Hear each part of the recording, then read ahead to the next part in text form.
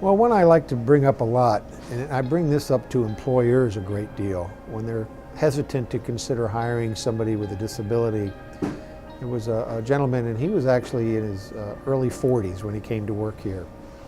His name was Jesse, and he's moved on, but he was working in the kitchen. He had, in a wheelchair. He had a spinal cord injury. And he was wanting to come as soon as we could open the restaurant. He kept calling me, and we knew we were going to hire him because he had good upper body strength and skills. So we had him in the kitchen, and he could do prep work, he could do sandwiches, he could do salads and desserts.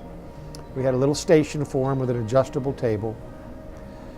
And Jesse would come to work on the average about an hour and a half early. He was just, couldn't wait to clock in. This was an important thing in his life, and he really enjoyed it, and he was good at it. After we were open for about 6 months, one shift he came in 10 minutes late, which was way out of character.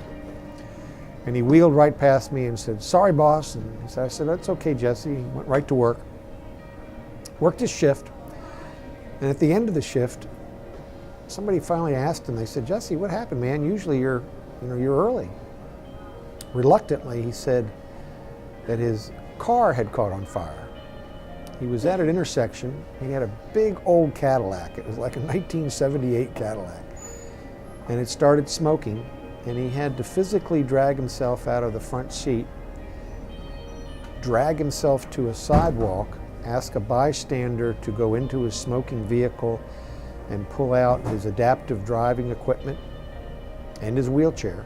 He opened his manual wheelchair, he pulled himself up into it, put his adaptive driving equipment in his knapsack, and hand-wheeled over 2.5 miles to come to work. That was why he was late. He was scared he would lose his job.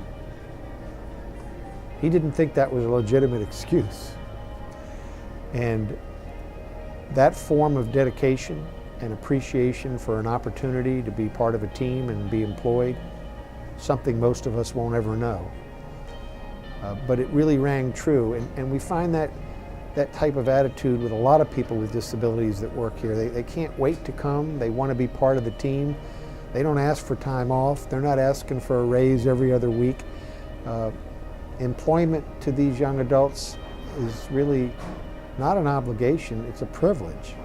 And that's how they see it.